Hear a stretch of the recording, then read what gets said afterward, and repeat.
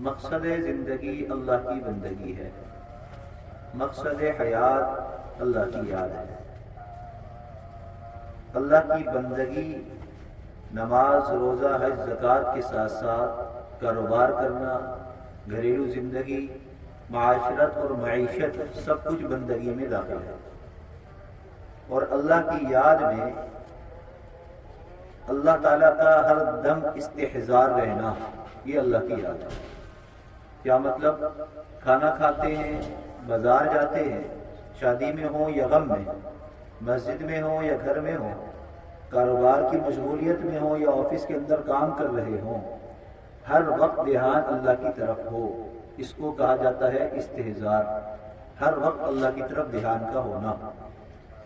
جب ہر وقت اللہ کا استحضار ہوگا، ہر وقت دھیان اللہ کی طرف رہے گا، تو انسان کے اعضاء، اس کے خیالات، اس کے جذبات اور خواہشات گناہوں کی طرف جانے سے بچے رہیں گے۔ جیسے ہی کوئی خیال دل میں آئے گا، دماغ میں آئے گا، کوئی خواہش دل میں پیدا ہوگی، تو وہ تانے بانے بنتے بنتے ایک دم اللہ کا استحضار ہوگا تو انسان کانوں کو ہاتھ لگانے شروع کر دے گا، توبہ توبہ کیا خیال آ گیا مجھے۔ اور اگر اللہ کا استحضار نہیں ہوگا، اللہ کی یاد نہیں ہوگی، تو خواہش آئے گی، پھر دماغ تدبیر کرے گا اور پھر انسان کا بدن اس کام کو عملی جامہ پہنانے کے لیے چل پڑے گا۔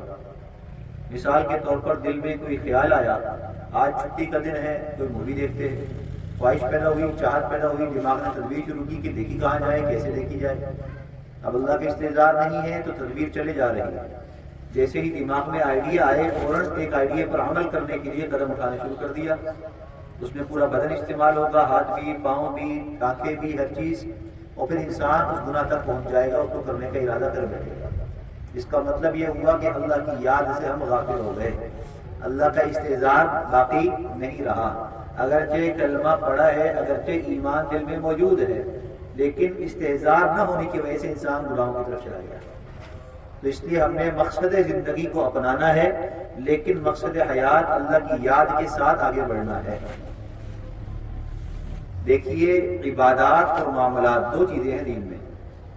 آج ہمارا سارا زور عبادات پر ہے، میری نماز صحیح ہو جائے، میرا لہجہ تلاوت کا صحیح ہو جائے، میں ذکر کرنے والا بن جاؤں، ساری عبادات پہ ہمارا زور ہے۔ معاملات کی طرف دھیان نہ ہونے کی وجہ سے یہ نفس اور شیطان جو مکار ہیں، جو دشمن ہیں، وہ معاملات کی طرف دھیان ہٹا کر عبادت میں لگاتا ہے، تو پھر انسان کی عبادت وقتی طور پر اچھی ہو جاتی ہے، لیکن وہ باقی نہیں رہتی۔ وہ عبادت جو کرنے کے بعد باقی رہے، وہ فائدہ مند ہے۔ آپ نے نماز پڑھی، بہت اچھی پڑھی، قرآن پڑھا، بہت اچھا پڑھا، لیکن نماز پڑھ کر جیسے ہی مسجد کی گیٹ پر پہنچے تو نیلے بیلے دوپٹے نظر آئے، چھنکار نظر آئی، گانوں کی آواز کان میں آئی، دھیان فوراً وہاں چلا گیا۔ تو جو آپ نے 1 گھنٹہ محنت کر کے عبادت اختیار کی تھی، وہ گناہ جو ہے کی وجہ سے سارا ثواب اس کا ختم ہونا شروع ہو گیا۔ تو کمال عبادت کرنا نہیں ہے، کمال یہ ہے کہ عبادت کرنے کے بعد اس کے ثواب کو باقی رکھیں، اس کو ضائع نہ ہونے دیں، اس کو ادھر ادھر جانے نہ دیں۔ تو اس ثواب کو باقی رکھنا یہ بہت مشکل کام ہے۔ ہم اللہ کے راستے میں نکل جائیں، ہم کسی کاروبار کے لیے سفر پر نکل جائیں، راستے میں بڑی مشقت آتی ہے، بڑی پریشانیاں ہوتی ہیں، کہیں موسم کی وجہ سے، کہیں کھانے پینے کی وجہ سے، کہیں آرام کا مسئلہ ہے، یہ دونوں جگہ ہے۔ چاہے آپ جہاد فی سبیل اللہ میں چل رہے ہو، چاہے آپ دعوت تبلیغ میں چل رہے ہو، چاہے آپ کاروبار کی نیت سے چائنا جا رہے ہو، ہر جگہ مشقت ہوگی، لیکن وہ مشقت باقی نہیں رہتی جب اس کام کا ہمیں نفع ملتا ہے۔ ایک تجارتی ڈیل کے لیے بندہ سفر کر کے یہاں سے اورنگی چلا گیا، لیکن شام کو جب گھر پہنچا تو اس کے اکاؤنٹ میں 1 لاکھ روپے آ گیا، اس کی جانے کا فائدہ اس کو مل گیا، تو دن بھر کی تھکاوٹ اس کی ختم، 1 لاکھ آ گیا، ڈیل آج ہو گئی ہماری۔ تو جیسے ہی نفع ملتا ہے تو وہ تھکاوٹ غائب، وہ دماغ میں باقی نہیں رہتے، اس لیے کہ نفع حاصل ہو گیا۔ بالکل ایسے ہی عبادت کر لینا آسان ہے، اس عبادت کے ثواب کو باقی رکھنا یہ مشکل کام ہے۔ تو ضرورت اس بات کی ہے کہ ہم اس بات پر محنت کریں کہ ہماری عبادات کے ساتھ ساتھ ان کا ثواب بھی باقی رہے، اور عبادات کا ثواب باقی تب رہے گا، عبادات پر استقامت تب ملے گی جب معاملات درست ہوں گے۔ ہمارے درس نظامی میں عالم کورس جو کرایا جاتا ہے، اس میں ایک فقہ کی کتاب پڑھائی جاتی ہے، مسئلے مسائل، قرآن حدیث سے جتنے بھی مسائل استنباط ہوتے ہیں وہ فقہا نے جمع کیے مختلف کتابوں کی شکل میں۔ ایک پائے کی کتاب ہے جس کے لیے پڑھنا ہر عالم کے لیے ضروری ہے، جس کا نام ہے ہدایہ۔ مشکل ترین کتاب ہے، آسان ترین کتاب ہے، دونوں طریقے سے پڑھنے کا ارادہ کر لیں تو آسان ہے، نہ پڑھنا چاہیں تو بہت ہی مشکل ہے۔ عربی زبان کی کتاب ہے، علماء تیار کرتے ہوئے دوران مراحل یہ کتاب بھی پڑھائی جاتی ہے۔ اس کتاب کی اگر جلدیں بنائی جائیں تو 4 جلدیں بنتی ہیں، 4 حصے بنتے ہیں۔ ایک حصے کے اندر عبادت یعنی نماز، روزہ، حج، زکوٰۃ ساری چیزیں موجود ہیں، اور باقی 3 حصوں کے اندر معاشرت اور معیشت، عبادت، معاملات ہیں۔ کیا ہے؟ معاملات۔ تو اگر ہم ان چیزوں پر غور کریں تو معلوم یہ ہوتا ہے کہ ہمارے دین کا بہت بڑا حصہ یعنی 3 حصہ وہ معاملات ہیں اور 1 حصہ عبادت ہے، اور ہم محنت کس پہ کر رہے ہیں؟ 1 حصے پر، باقی 3 کو نظر انداز کریں، جس کی وجہ سے ہمارا 1 حصہ بھی کمزور ہے۔ اب دعائیں ہم کر رہے ہیں لیکن قبول نہیں ہو رہی، رو رہے ہیں لیکن آگ گزر سمجھ میں نہیں آ رہا کہاں جا رہے ہیں، وظیفے پڑھ رہے ہیں لیکن وہ کام پورا نہیں ہو رہا۔ کیا وجہ ہے؟ کبھی غور کیا ہم نے کہ ہم نماز بھی پڑھ لیتے ہیں، صلاۃ الحاجت بھی پڑھ لیتے ہیں، قرآن بھی پڑھ لیتے ہیں، سب کچھ کر لیتے ہیں، لیکن جس کام کے لیے کر رہے ہیں وہ کام نہیں ہو رہا؟ لیکن کیوں نہیں ہو رہا؟ اس کی وجہ کیا ہے؟ اس کا مطلب یہ ہوا کہ ہمارے معاملات میں کمی ہے، ہمارے اس کام کرنے میں، عبادت کرنے میں کمی نہیں آ رہی، لیکن اس کام کو باقی رکھنے میں کمی آ رہی ہے، اس کام کو پائے تکمیل تک پہنچانے میں کمی آ رہی ہے، جس کو معاملات کہا جاتا ہے۔ تو اپنے معاملات کو صحیح کرنا یہ بہت ضروری ہے۔ حضرت حکیم امت حضرت تھانوی رحمۃ اللہ علیہ کا ایک واقعہ ہے۔ آپ کے ایک مرید تھے، آپ کے پاس آئے، صحبت میں آئے، پھر انہوں نے اصلاحی تربیت لی۔ ایک وقت آیا کہ حضرت نے ان کو خلافت دے دی کہ آپ آگے لوگوں میں تبلیغ کریں، آگے لوگوں کو اپنا مرید بنائیں، ان کو دین اللہ کی طرف لے کر آئیں، ان کو دین سمجھائیں، دین کی باتیں ان کو بتلائیں۔ دین کو کہا ہے کہ خلیفہ، خلافت مل گئی۔ وہ خلیفہ صاحب ایک دفعہ حضرت سے ملنے کے لیے آئے، ریل کے سفر کر کر آئے تھے، دور دور کے گھر تھا، اور جب وہ خانقاہ حضرت کے پاس آئے تھانہ بھون میں تو آپ کا بیٹا بھی ساتھ تھا۔ میل ملاقات ہوئی، سلام دعا کے بعد جب بیٹھے تو حضرت حکیم الامت تھانوی رحمۃ اللہ علیہ نے پوچھا کہ یہ آپ کا بیٹا کتنی عمر ہے اس کی؟ کہا کہ 13 سال۔ کہا کہ اچھا، تو پھر تو آپ نے اس کا پورا ٹکٹ لیا ہوگا ریل کا؟ نہیں حضرت، یہ عمر میں 13 سال ہے لیکن دیکھنے میں 12 سال ہی لگتا ہے، تو اس کا آدھا ٹکٹ لیا تھا۔ اوہو، کہنے لگے افسوس، آپ نے تو دین کو، طریقت کو سمجھا ہی نہیں، آپ نے اس کی عمر 13 سال ہوتے ہوئے اس کا آدھا ٹکٹ لے لیا۔ حالانکہ انڈیا میں اس وقت، اس زمانے میں ہندوستان میں قانون کیا تھا کہ ٹرین میں 12 سال کی عمر تک کے بچوں کا ہاف ٹکٹ ہوگا، اس کے بعد فل ہوگا، اور اس کی عمر کتنی ہے؟ 13 سال، تو ٹکٹ کتنا ہونا چاہیے؟ فل ہونا چاہیے، اور آپ ہاف لے کر آئے۔ تو گویا کہ آپ خلافت طریقت کے راستے پر چلتے ہوئے، ساری نیکیاں کرتے ہوئے، آپ یہ اتنا بڑا معاملہ غلط کر کے آ گئے۔ آپ نے حکومت وقت کا مال غصب کر لیا، آپ نے ہاف ٹکٹ لیا، حالانکہ آپ کو فل لینا چاہیے تھا، قانون یہ ہے۔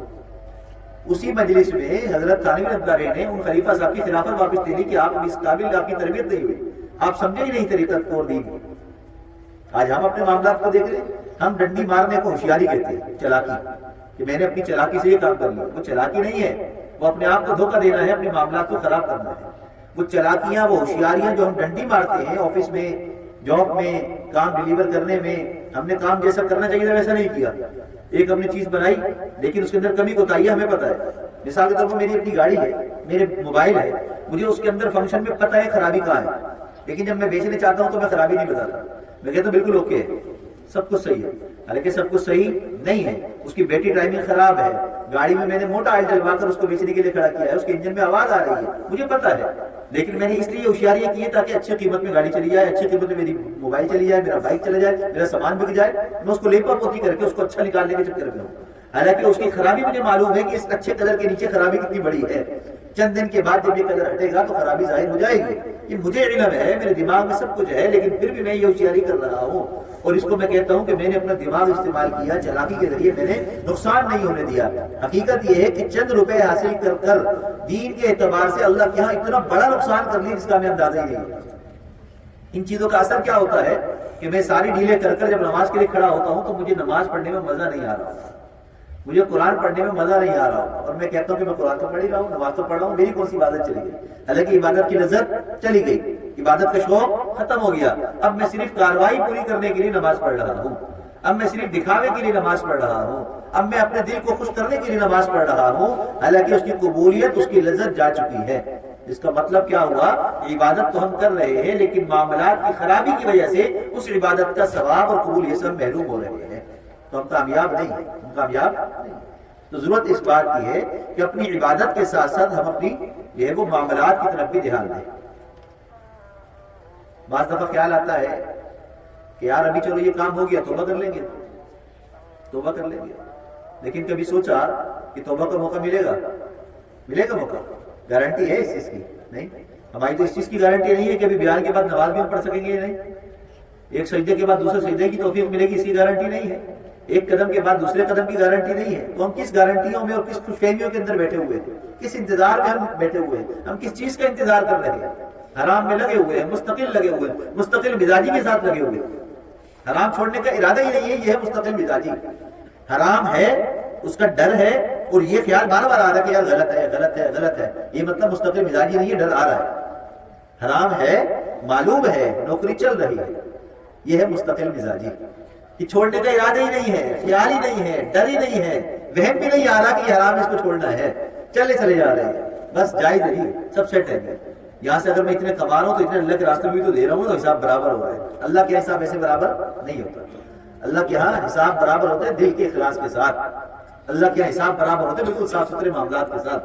پھر آپ عبادت پوری نہیں کر پائیں گے، لیکن عبادت کی ترافی ممکن ہے، اس کی معافی ممکن ہے، معاملات کی معافی ممکن نہیں ہے۔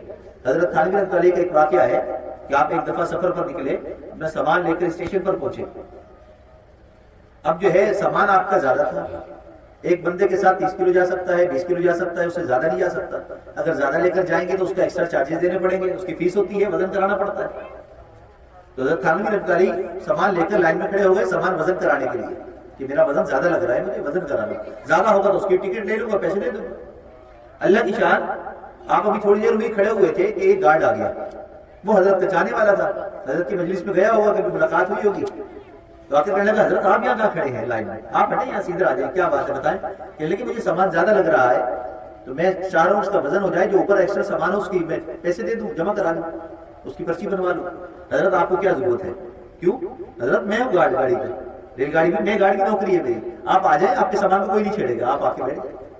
کہا کہ مجھے تو آگے جانا ہے۔ کہا کہ ہاں میری جہاں تک ڈیوٹی ہے جس اسٹیشن تک، اس کے آگے جو گارڈ ہے وہ بھی ہمارا دوست یار ہے، تو میں جب اترنے لگوں گا تو اس کو میں کہہ دوں گا کہ حضرت ہمارے قریبی ہیں، یاد ہے ان کے سامان کو نہ چھڑا جائے، تو آپ آگے چلے جائیے گا۔ تو پھر حضرت کہنے لگے کہ مجھے تو اور آگے جانا ہے۔ کہنے لگے حضرت اور آگے کہاں جانا ہے آپ کو؟ کہا کہ مجھے تو اللہ کے یہاں آخرت میں جانا ہے، اللہ کے یہاں آخرت میں جانا ہے۔ تو بتاؤ کہ تم میرا آخرت میں میرا ساتھ دو گے، کھڑے ہوگے؟ اللہ اکبر کبیرہ۔ اللہ کے محبوب صلی اللہ علیہ وسلم اپنی پیاری صاحبزادی فاطمہ الزہرا کو کہہ رہے ہیں، اے بیٹی اس گمان میں نہ رہنا کہ تو نبی کی بیٹی ہے، اللہ کے محبوب کی بیٹی ہے، اس گمان میں نہ رہنا۔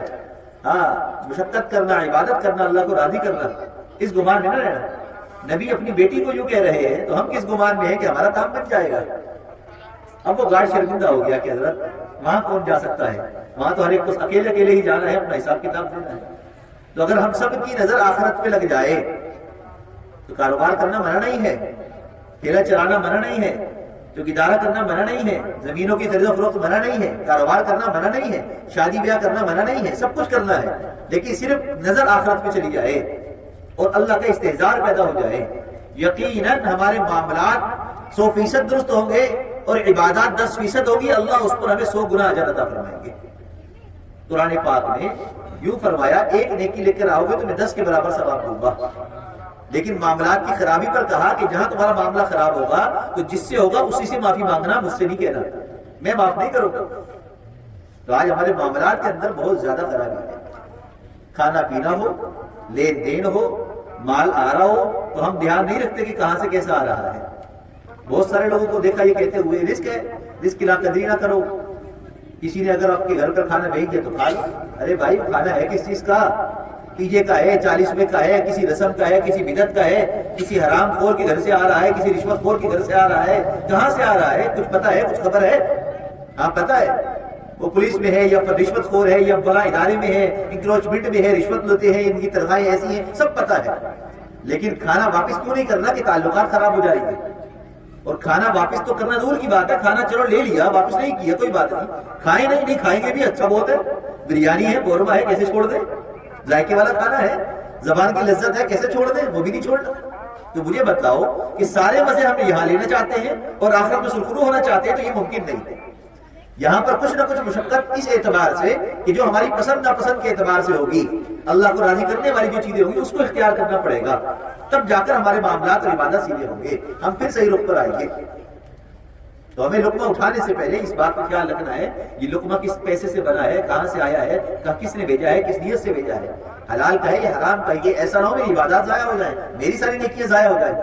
حضرت مولانا محمد یعقوب نانوتوی رحمۃ اللہ علیہ دارالعلوم دیوبند کے صدر مدرس تھے، فرماتے ہیں کہ ایک مرتبہ میں نے چند مشکوک لقمے کھا لیے۔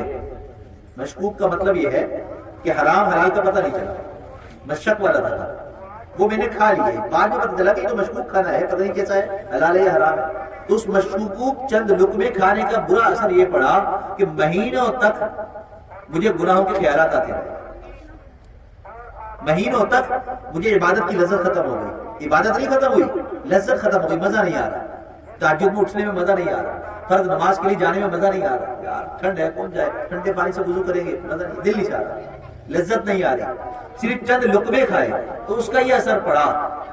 اب ہم سب محاسبہ اپنا کریں کہ ہمارا تو دل ہی نہیں کرتا، ہمارا تو دل نہیں چاہتا نہ قرآن پڑھنے کو، نہ نماز پڑھنے کو، نہ اچھا کام کرنے کو، نہ اچھی بات کرنے کو، ہم تو برائیوں کے اندر لگے ہوئے، برائیوں سے خوش بھی ہو رہے ہیں۔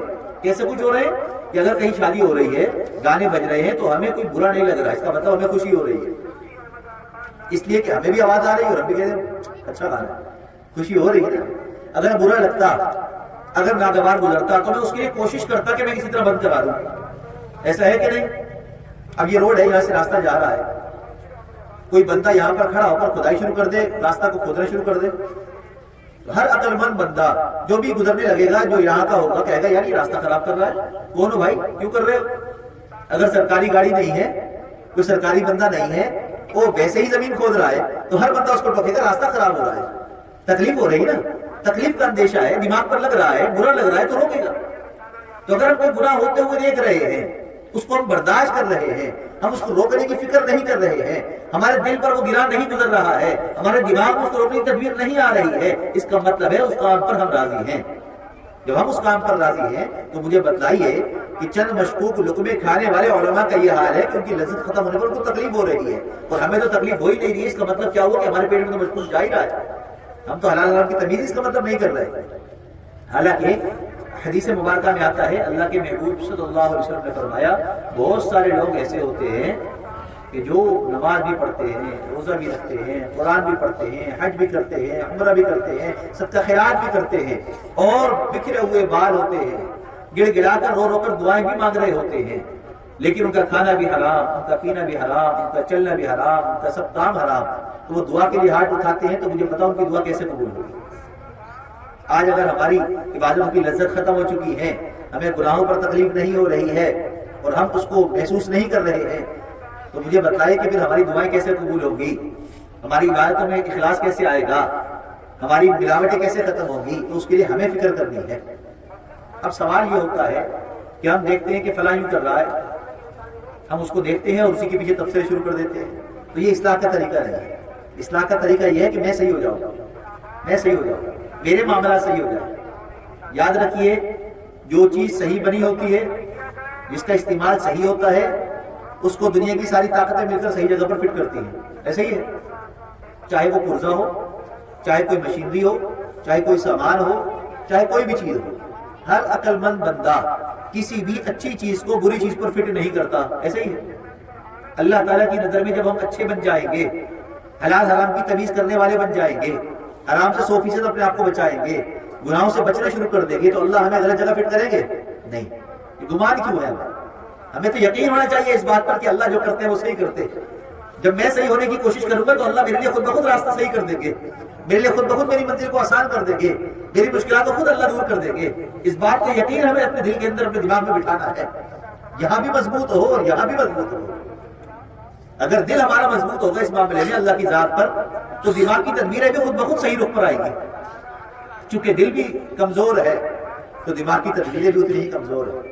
تو ضرورت اس بات کی ہے کہ ہم اپنے معاملات کو سیدھا کریں۔ حرام دو قسم کے ہیں، ایک حرام ہے جو کھلا حرام ہے، نظر آ رہا ہے، رشوت ہے، سود ہے، حرام ہے، جائز ناجائز نظر آ رہا ہے، سمجھ میں آ رہا ہے، اور ایک حرام وہ ہے جو نظر نہیں آتا، محسوس نہیں ہوتا۔